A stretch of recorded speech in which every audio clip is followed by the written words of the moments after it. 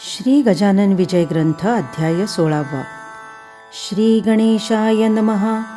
जय जयाजी परशुधरा हे जमदग्नीच्या कुमारा, परशुरामा परमेश्वरा, आता उपेक्षा करू नको.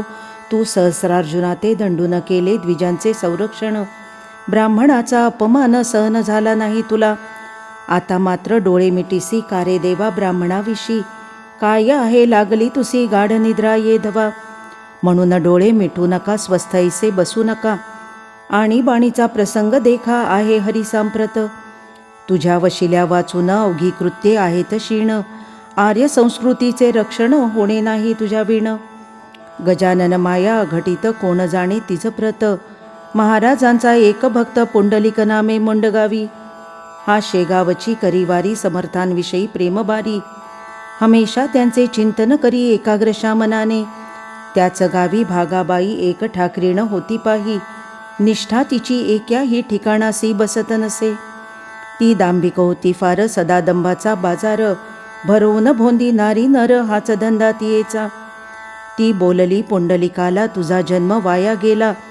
काकी तू नाही केला सद्गुरु तो आपणा ते. गजाननाच्या वाऱ्या करीसी सद्गुरु त्याला मानिसी. परी त्याने सांग तुसी मंत्रकानी कथिला का. अरे विधी वाचून गुरु न होत कधी जाण. शेगावचा गजानन वेडा पिसासाच असे. तुझा ताप झाला बरा म्हणून तू मानिसी त्याला. या काकतालीय न्यायाला बळी पुंडलिका पडू नको. गिन गिन गणाते हे भजन पिशापरी आचरण. कोणाचेही खाई जाण ऐसा मुळी भ्रष्ट तो. म्हणून तुला सांगते चाल अंजन गावाते. केजाजीच्या शिष्या ते आपण दोघे गुरु करू. उद्या त्यांचे कीर्तन अंजनगावी असे जाण. ते ऐकावया कारण उठून जाऊ प्रातःकाळी. गुरु असावा महाज्ञानी चातुर्यशास्त्र चिंतामणी. गुरु असावा परमगुणी भक्तिपंथा ते दाविता. यातील लक्षण एकही गजाननाच्या नसे ठाई. म्हणून वेळ न करी काही चाल अंजन गावाते. तो भोकरे पुंडलिक होता मनाचा भाविक. भागीच्या भाषणे देख चित्त त्याचे घोटाळले. त्याने ऐसा विचार केला उदयिक अंजन गावाला. जाऊ कीर्तन ऐकण्याला पुढचा विचार पुढे करू. ऐसा विचार करून भागीसी बोलला जाण. अंजन गावा लागून चाल येतो तुझ्या सवे. दोघांचा विचार झाला. पुंडलिक रात्री स्वस्थ निजला. तो 3 प्रहर रात्रीला काय घडले ते ऐका. पुंडलिकाच्या समोर एक पुरुष दिगंबर उभा राहिला साचार थेट समर्थांच्या परी. पुरुष म्हणे रे पुंडलिका, अंजन गावासी जातो सका. गुरु कराया ते निका त्या भागीच्या सल्ल्याने. जातोस तरी जावे त्वरित त्याचे नाव काशीनाथ. तेथे जाता फिटेल भ्रांत तुझी वेड्या निश्चये. कानात काही बोलला म्हणू नका तो गुरु झाला. लोक कान गोष्टीला कितीतरी करतात. मग ते एकमेकांचे काय गुरु होती साचे. नादी दंभाचाराचे त्वा पुंडलिका पडू नये. तू इकडे करी कान मंत्र देतो तुझं कारण. गणगण ऐसे बोलून महाराज स्तब्ध झाले. आणखी काय आहे आस ती मी आज पुरवीन खास. ऐसे ऐकता पुंडलिकासा आनंद ती जहाला. पाहू लागला निरखून स्वप्नी त्या पुरुषा लागून. तो पाहिले गजानन शेगावचे स्वामी पहा. पुंडलिक म्हणे गुरुराया, पादुका द्या ह्या मला सदया. नित्य पूजा करावया या विना आणखी आस नसे. बरे उद्या 2 प्रहर दिवस येता साचार. पादुकांची पूजा कर ह्या मी दिलेल्या घेई तुला. पादुका त्या घ्यावयाला स्वप्नी पुंडलिक उठून बसला. तोचा आली तयाला साक्षात जागृती श्रोते हो. जागा होऊनी सभोवार पाहू लागला साचार. तो कोणीच दिसेना, खैर नाही पत्ता पादुकांचा. उलघडा काही होईना, संशय मनीचा जाईना. म्हणे स्वामींच्या भाषणा बाट न लागला आजवरी. स्वप्नी येऊन दर्शन त्यांनी दिले मज कारण. कशी भागी ठाकरीण तेही स्वप्नी कथन केले.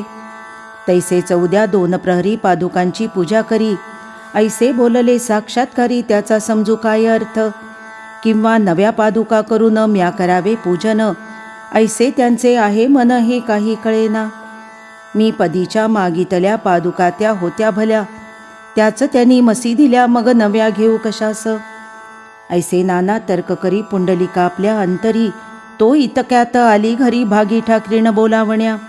अंजनगावी चाला आता मोक्षगुरु करण्याकरिता. दिसू लागला आहे रस्ता अरुणोदयाचे प्रकाशे. पुंडलिक म्हणे, भागाबाई मी काही येत नाही, मर्जी असल्यास तूच जाई अंजन गावा कारणे. मी जो एकदा गुरु केला श्री गजानन महाराजाला, तो न आता सोडी भला हाच माझा निश्चय. ते ऐकता भागाबाई अंजनगावास गेली पाही. आता मुंडगावाचे ठाई काय झाले ते ऐका. झामसिंग रजपूत गेला होता शेगावात, दर्शन स्वामींचे घेण्याप्रत 2 दिवस याच्या आधी. तो जेव्हा मुंडगावाला येण्यापरत निघाला, तई बाळा भाऊला इसे बोलले महाराज, या पादुका पुंडलिकासी द्याया देई याच्यापासी. समर्थ आज्ञा होता इशी तैसेच केले बाळाने. करी घेऊन पादुका झामसिंगास बोलला देखा, भोकरे जोका पुंडलिका तुमच्या गावीचा असे हो. त्यास ह्या द्या नेऊन करावयासी पूजन. ते झामसिंगे ऐकून पादुका घेता जाहला. झामसिंगाला मुंडगावात तो पुंडलिक भेटला वेशीत. पुसू लागला त्याप्रत कुशलवृत्त समर्थांचे. प्रसाद मला द्यावयासी काही दिला का तुम्हापासी. हे ऐकता झामसिंगासी महदाश्चर्य वाटले. सवे घेऊन पुंडलिकाला झामसिंग घेऊनी घरी गेला. खोदून विचारू लागला, तू ऐसे का विचारले. पुंडलिकाने स्वप्नाची गोष्ट त्याला कथिली साची. ती ऐकता झामसिंगाची भ्रांती नष्ट झाली हो. लगेच पादुका काढिल्या पुंडलिकाच्या हाती दिल्या. त्याचं अजून आहेत भल्या मुंडगावात त्याच्या घरी. 2 प्रहरी पूजन पुंडलिकाने केले जाणं. मनोभावे करून त्या प्रसादी पादुकांचे. पहा श्रोते खरे संत, सांभाळी ती आपुले भक्त. आडमार्गाने किंचित जाऊ न देती तयाला. निज भक्तांचे मनोरथ समर्थ कैसे पुरवितात, ते येईल ध्यानात या कथे ते ऐकता. एक वाजसनीय ब्राह्मण कवर राजाराम म्हणून, होता धंदा करून खोल्यात सराफीचा. सोने चांदी भुसार घेणे देणे साचार. मध्यम प्रतीचा सावकार हा राजाराम कवर असे. या राजारामाप्रती महाराजांची होती भक्ती, म्हणून त्याची संतती मानू लागली समर्था. या कवरा कारण 2 पुत्र होते जाण. गोपाळ त्र्यंबक म्हणून लवांकुशासारिखे. कनिष्ठ पुत्र त्र्यंबकाप्रती भाऊ व्यवहारी बोलती. तो हैदराबादे प्रती गेला डॉक्टरी शिकावया. लहानपणापासून भाऊस होते देवध्यान. म्हणजे त्र्यंबका लागून ये येथे विसरू नका. काही संकट पडल्यावरी तो समर्थांचा आठव करी. राहून त्या भागा नगरी मुसा नदीच्या काठाला. एवच भाऊ भक्तिमान होता लहानपणापासून. त्याचे दैवत गजानन स्वामी शेगाव ग्रामीचे. तो सुटी माझी आला घरी, इच्छा उपजली अंतरी. जाऊन या शेगाव नगरी जेऊ घालावे महाराजा. पदार्थ त्यांच्या आवडीचे करून या सर्वसाचे. परी हे कैसे व्हावयाचे हाच विचार पडला की. भाऊ म्हणे, गुरुनाथा कायतरी करू आता. मरून गेली माझी माता लहानपणीच दयाळा. घरी माझे नाही कोणी एक बंधूची कामिनी. जिचे नाव आहे नानी स्वभावता पटतीयेचा. माझ्या आहे ऐसे मनी आपणा करावी मेजवानी. आपुल्या आवडीचे करोनी पदार्थ सारे गुरुराया. भाकरीती ज्वारीची, कांदा भाजी आंबाड्याची, ऊन पिठले हिरवी मिरची ऐसे तयार करावे. हे पदार्थ करण्याला सांगू कसा मी भावजईला. हट्ट एक करण्याला माता तेच स्थान असे. ऐसा विचार करीत भाऊ राहिला निवांत. तो काही कामानिमित्त नानी आली ते ठाया.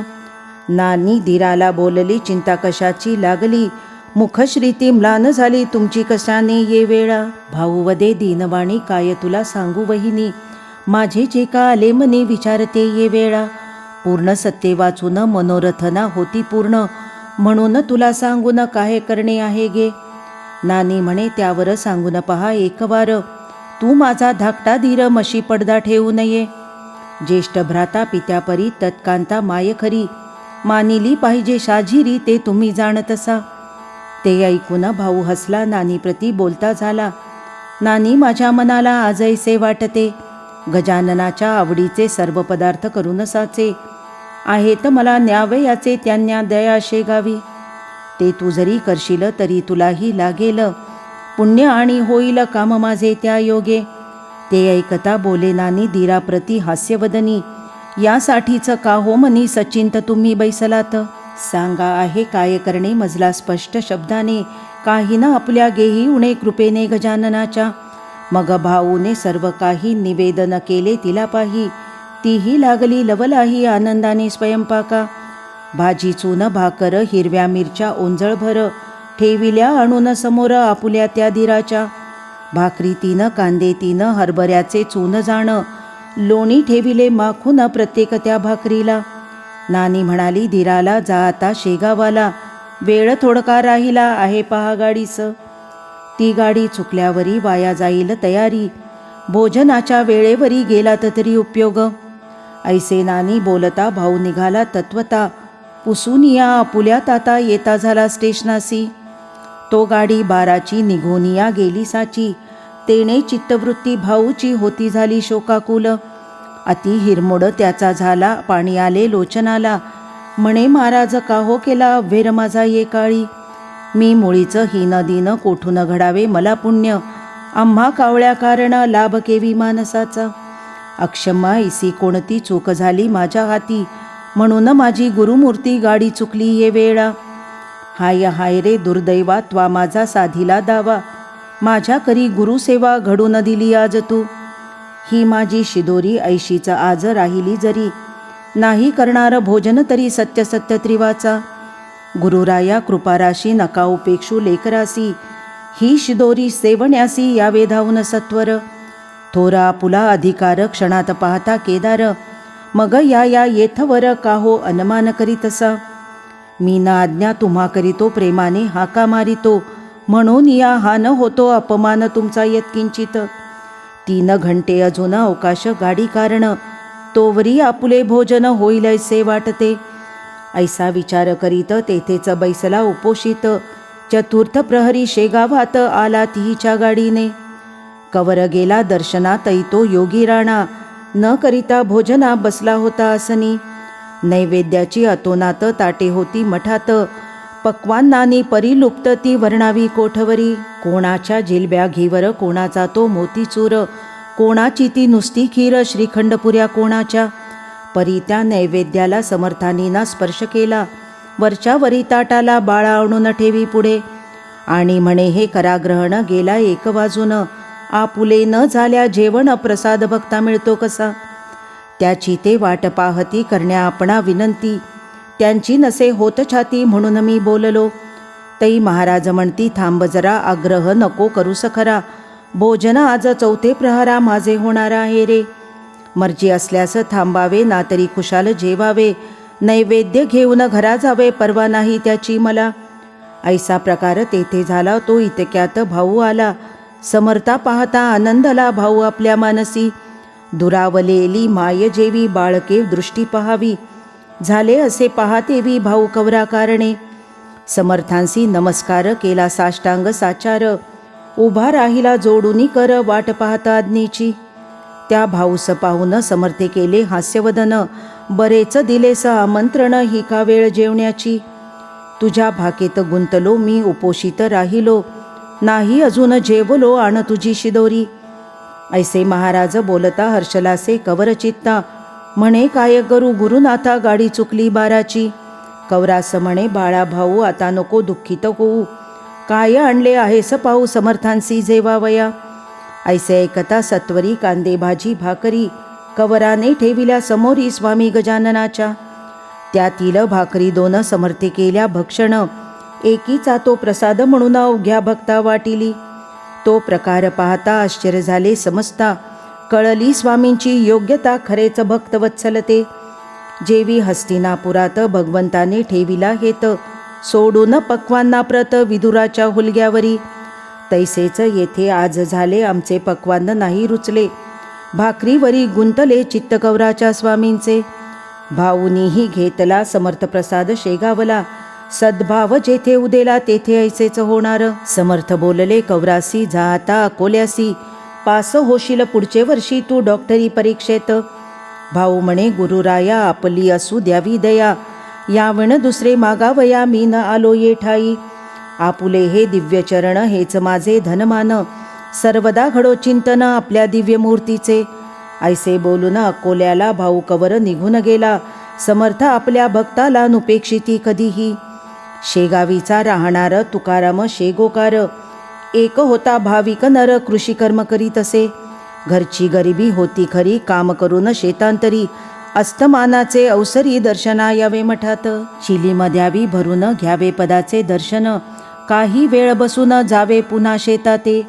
ऐसा नित्यक्रम तयाचा बहुत दिवस चालला साचा, घाला विचित्र दैवाचा तो न कोणा सोडीतसे. जे जे असेल दैवात ते ते श्रोते घडून येत, एके दिनी शेतात असता तुकाराम आपुल्या.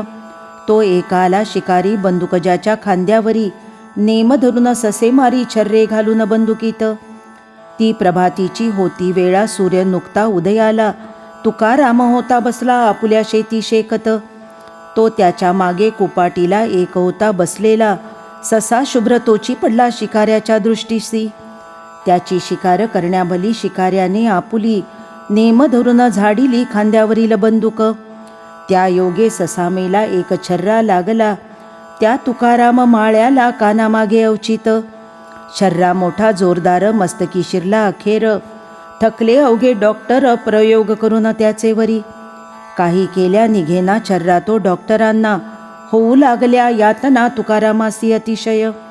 मस्तक दुखे अहोरात्र निद्रा न लागे किंचित, नवस सायास केले बहुत परिगुण येईना. ऐशाही अवस्थेत यावे त्याने मठात, तो समर्थांचा एक भक्त ऐसे बोलला तयाला. डॉक्टर वैद्य सोडा आता साधूची या सेवेपरता, नाही उपाय कोणता उत्तम या जगामध्ये. कृपा त्यांची झाल्यास चुकेला हा तुझा त्रास, झाडीत जा आसपास या मठाच्या नित्य तू. तेव्हा सेवाही घडेल पुण्य तेही लाधेल, कृपा झाल्या होशील त्रासापासून मोकळा. मात्र आपुल्या पित्यापरी दांभिकतेने हे न करी, शुद्ध भाव अंतरी सर्व काळ धरावा.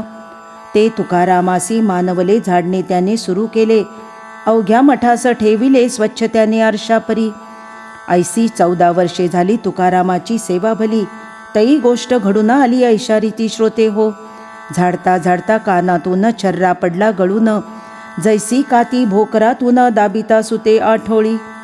तैसे साच येथे झाले छर्रा पडता थांबले, दुखावयाचे मस्तक बले ऐसा प्रभाव सेवेचा. ही सेवा झाडण्याची अखेरपर्यंत केली साची, प्रचिती विण कवणाची परमार्थीन निष्ठा बसे. ती एकदा बसल्यावर मग मात्र होते स्थिर, संत सेवा महाथोर हे भाविक जाणती. स्वस्ती श्री दासगणू विरचित हा श्री गजानन विजय नामे ग्रंथ, तारक हो भाविकांप्रत भवसिंधू माझारी. शुभं भवतु. श्री हरिहरार्पणमस्तु. इति श्री गजानन विजय ग्रंथस्य षोडशोऽध्यायः समाप्तः.